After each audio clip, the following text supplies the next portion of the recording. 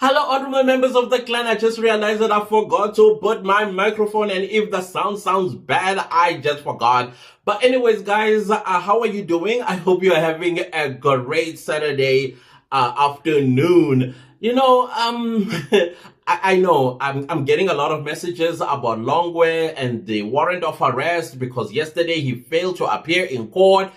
I got all of that, and not surprising either, because I think the excuse is, oh, we also can't find him because, he's a man of the streets, if you know what I mean, type of situation. I don't know, and I don't understand if they actually understand that the state does not intend on calling him understand. So all the charade, you can stop with it now. You can stop with the charade. Unless we are being told that his conscience is just way too much for him, and sometimes he needs to go and bury it with whatever it is or however he buries his conscience with. And I'm getting a lot of people also saying, hey, are we ever going to see Silo Twala? And then somebody else even said, have you ever noticed that Silo Twala, the junior guy, we're talking about junior, having a father as popular as Chico, should he be seen in the celebrity scenes? We see him with a TikTok page, an Instagram page, Facebook page, and all of that stuff where it shows that he's a child of a prominent person in South Africa. And the questions are, what is he hiding? A limp? And I'm like, I don't know, but hey, think about it. We do live in a digital world today. Almost everybody has a social media platform. And young people, as young as he is, he's 34 years old. He's a child of a prominent man in South Africa, probably one of the most influential also in the music or in this music industry or entertainment industry in South Africa.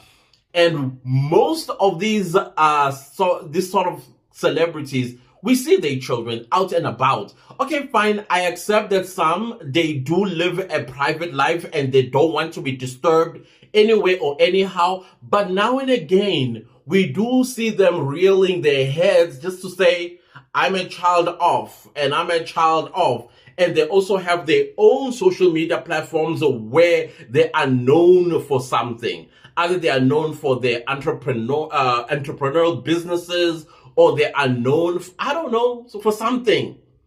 But Silo Jr., I don't know how true this is because I don't follow celebrities and their children online or anywhere. I have no interest whatsoever in their lives. But it's interesting that people who actually do follow these sort of, these platforms, he's not there. Correct me if I'm wrong in the comment section. I'll be very interested to hear, because now people are beginning to say, he's featuring the limp. I don't know. Speaking of which, guys, today marks 10 years. 10 years since Senzo Meyiwa departed from this world in the most brutal way you can ever imagine. And I personally believe and will always believe that the perpetrator or the person that shot and deleted Senzo was in the house with Senzo and everybody else.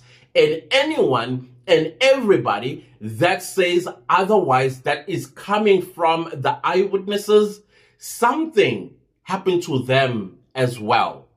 Either they were threatened, or they were paid, or they're just evil people, plain and simple. Like, okay, this is the story we're going to run with, and we are never going to tell the truth, and we are going to defend each other, and all of that stuff. But then again, when you are paid or threatened, you're still going to tell the same tale that never existed. But the truth of the matter is, at the end of the day, a life was taken in your presence, and you know the truth. And then I would not believe that every night when you go lie down in your bed, you never think of that night. When you look at yourself in the mirror, when you put yourself together, that night does pop in your head, sorry guys, I have a new phone. I haven't, that other one, it was just seriously, I have a new phone. Unfortunately, I spent 900 Rand fixing the other one, and I just thought, let's get a new one. Thank you guys for watching the ads. I highly appreciate it, because with you guys, I was able to buy a new phone and all of that. Anyways, let's go back to my thoughts about Senzo Meyiwa. And I implore you guys that today, more than ever, have Senzo Meyiwa in your minds. When you are going to have family dinners or picnics or whatever it is, including a church tomorrow, ask or make a special request to just have a moment of silence. It doesn't have to be an entire minute, maybe 30 seconds, or just having Senzo Meyiwa in your thoughts, in your prayers, particularly his mother. 10 years on without knowing what happened to your child, that cannot sit well with any mother. I see fathers, they are still parents, I get that. I'm not discriminating, but I'm just thinking about his mom. His mom is the one that has been on my mind the entire day today, and I keep thinking, my goodness, what could be running across your mind today? So I'm just hoping that you will have her in your prayers to make her own thoughts a little bit easier, and also get consoled by the fact that her son was a good person. He made mistakes, yes, he was a human being, but let's console her and let her see the goodness that her child did and the contribution that he made to the sporting scenes of South Africa. I mean, he was a Bafana goalkeeper at the end of the day. That's a national hero right there. So that is something I believe she also, in her own thoughts, needs to be reminded of, that your son was one of the most important people that held a nation's reputation in his hand. Whether lose or win, he's the one who made sure that South Africa was still respected the following day. So all of these things are very important to think about, even ourselves. In our moment of gratitude, we must add him on that list and say, thank you, Senzo. Thank you. So that is something that I've been going through the entire day myself.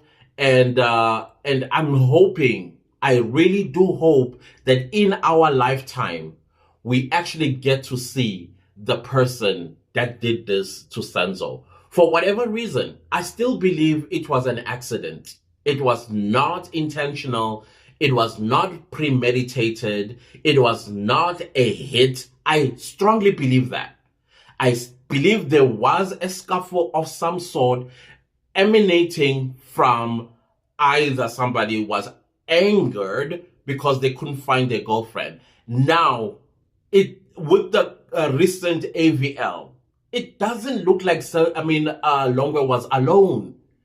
In my head, Longwe was not alone. Longwe was driven there by somebody driving Silo Jr.'s car. Now, when the scuffle happened, I'm just thinking about my brother. If I went to my brother and say, I'm talking about my older brother, hey, something is not sitting well. My brother is a typical Zulu gege, and he's like, I see type of situation. I'm exposing my brother. But the point that I'm trying to make is, if I'm in distress, my older brother comes, he wants to be my hero in some cases. And sometimes I also want to be his hero, but as long as we are going to be dealing with this, not, that way, I'm there. So I'm just thinking that chances are Longa was accompanied by his little brother. And then probably the little brother was just as angry on behalf of his older brother of whatever the girlfriend may have done. And then maybe they do carry their father's firearm, maybe without him knowing that his sons carry a firearm. Maybe he knows, because after all, they are the children of a prominent musician in South Africa for their own protection. One never knows.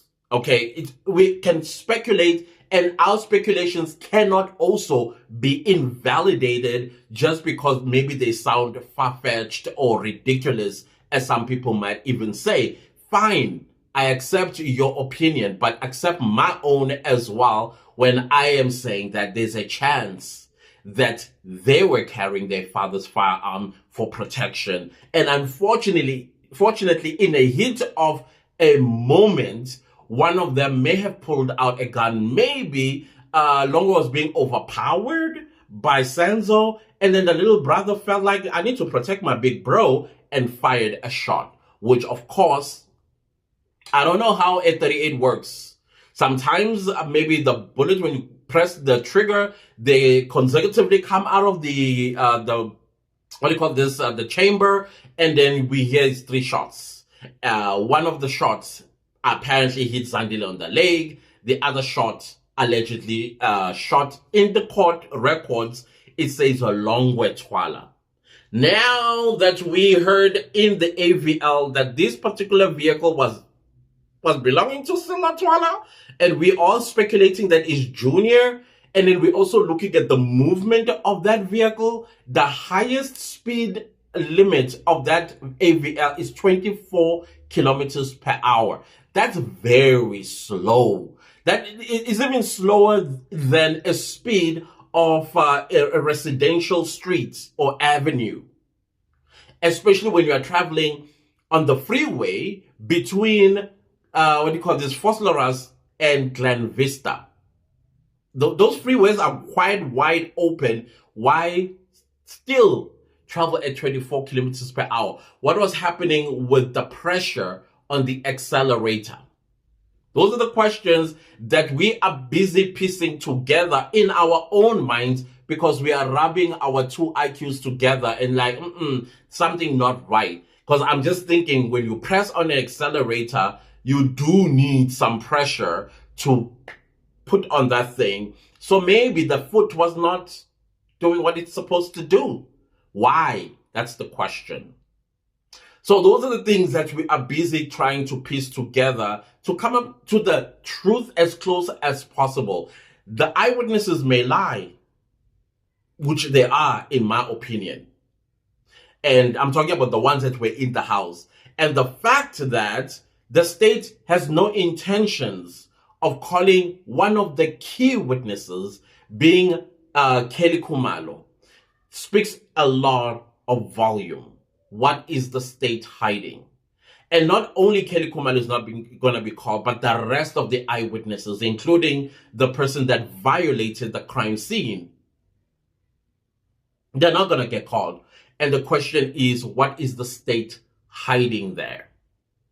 So all of these are things that I'm thinking about today, as I am thinking about the 10th anniversary of Senzo Meyiwa's departure, untimely departure. And sometimes, you go to funerals and you hear people say, oh, this person is gone too soon. Sometimes even people say that. I don't know if it's become accustomed to us that even a 99-year-old person's funeral will say, oh, Hambe too soon.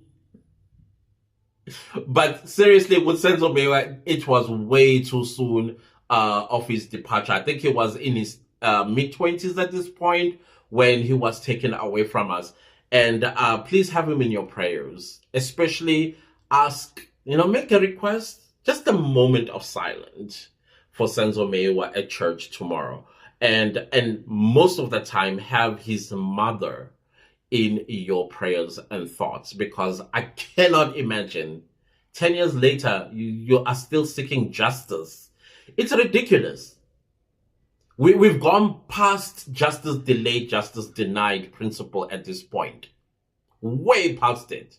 And more time and resources are getting wasted when the answer is glaring at the presiding officer, who has the power to say, you know what, as far as I've heard, the state has no case. But no, there are things that are being snuck in, and the stories are changing. When it's convenient for the presiding officer, he remembers things and says, "Egleister, I listen." And then as a person who has 50 years with experience in the law, you're telling me you can't distinguish a witness that is lying on the stand and the one that's telling the truth? And then come to a conclusion that definitely there's no case here. It makes no sense. This entire case makes no sense. And one is indeed tempted to assume that there are bigger people that are pulling the strings in the background, which therefore for me, it spoils the idea in my head that the South African judiciary is indeed independent. And I've always thought that the South African judiciary was independent. And this is a concept or a thought that's beginning to diminish out of my mind and thinking, oh no, no, no, no. Because once you capture the judiciary, it's over for democracy. Over. So it's scary when you think about these sort of things. The only thing that we can do is speculate because we were not there. But our speculations must not also just be trashed out because you feel like, this doesn't make sense. The people that are being prosecuted are the right people. And yet when you are listening to the evidence, north and south. I've had people come to my comment sections like, but the state has proven its case. And when you ask on what grounds, they never respond. They never respond because they know there's no such a thing. Some did try and you're like, okay, now let's deal with this. It's like, no, don't look at that. No, you got to look at that because it's on court records. How do you tell me to ignore what is on the court records because your mind, you want these 5 people to be convicted of a crime they did not commit? Simply because of your own prejudices, because you've heard what accused number 5, 4, and 3 has done, but you have no proof on 2 and 1. And you want all of them. All of them. You know what? When I was growing up, I was taught. I was raised by a single mother, all right, who did everything in her powers.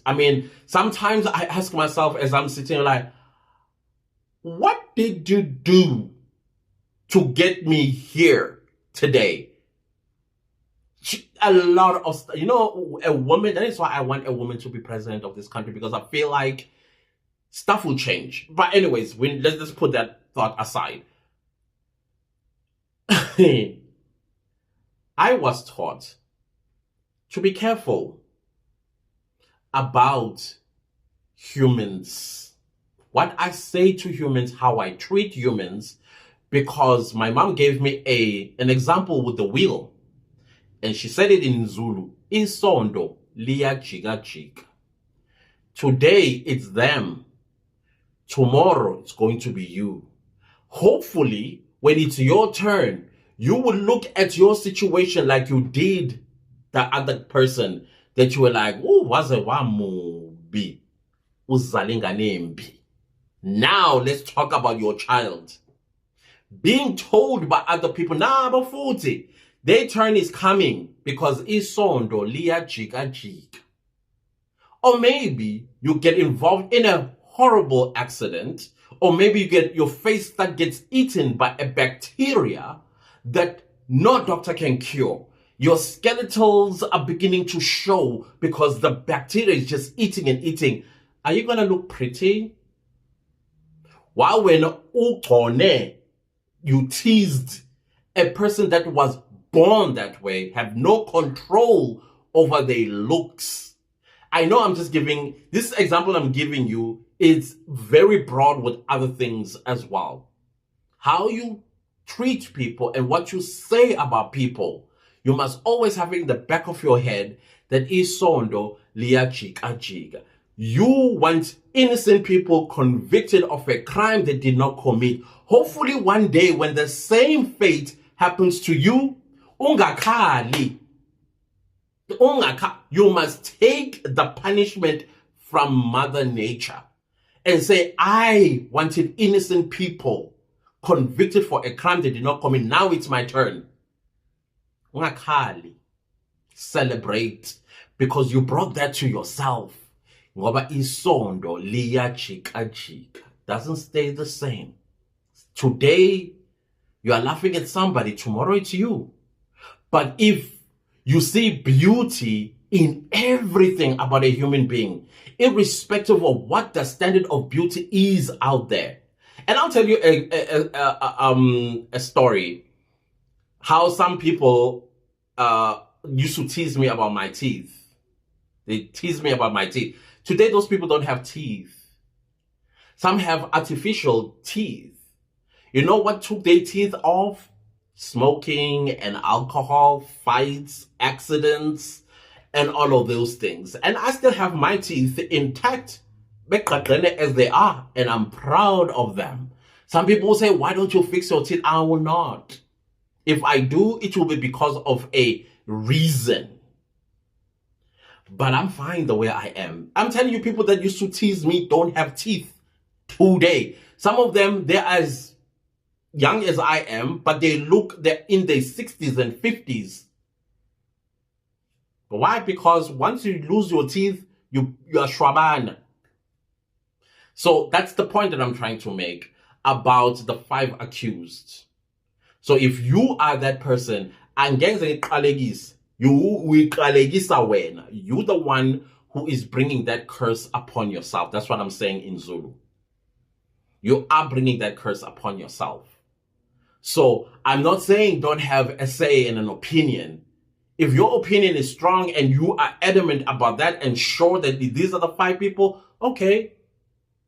But once it comes out that actually it's not them, come back and say, I was wrong. Don't now run away and go call yourself karma. Isondo. Come back and apologize. Maybe not apologize, just say I was wrong. Because you know, the greatest person that ever lives on this planet is a person who has the ability to change their minds. So it's okay to change your mind at some point, and especially when evidence is being presented. Come back and say, I was wrong. I was wrong. But just because you are not in that position, kantanzi, and when we are cliche, hopefully it's not going to be as bad as Ntanzi's. But in most cases, it's always 10 times fold. Always. Guys, again, Senzo Meyiwa, wherever you are, my brother, I hope that you keep on fighting for justice. Help Bomgomezulu, everybody, so that you get to rest in peace. That's all that I have to say. And I want to thank my colleagues for the collaboration that we had in tributing to Senzo Meyiwa on the Senzo Meyiwa voice channel. And thank you, everybody. You guys, you are our community. You think the same thing we think. You say the same thing we say. You feel the same things we feel. And I think we should be proud of ourselves. In the midst also of threats, in the midst of mysteries, and also in the midst of lies, we still stand and say, no, these are lies, and we call them out. And we still steadfast in fighting for justice, and also for justice to be served.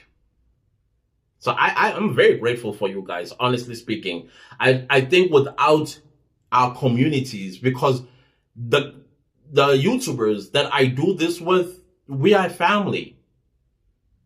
You guys, my community is their community is my community. We are all a community of people who want justice.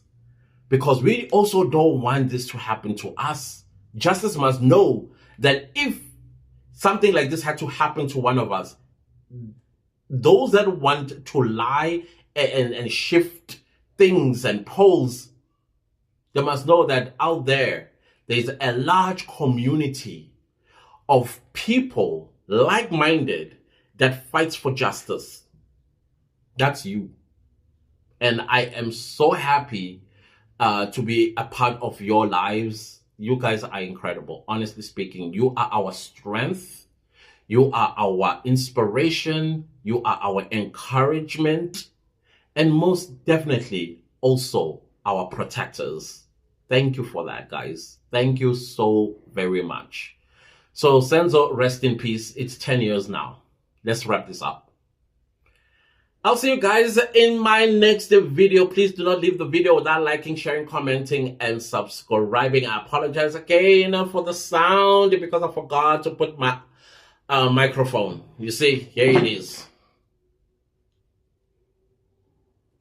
I forgot to put it on. Other than that, what's important is the message that keep Senzo in your prayers today, and also request your church to just have him in the prayers and in your thoughts as well. See you next time, guys. Goodbye.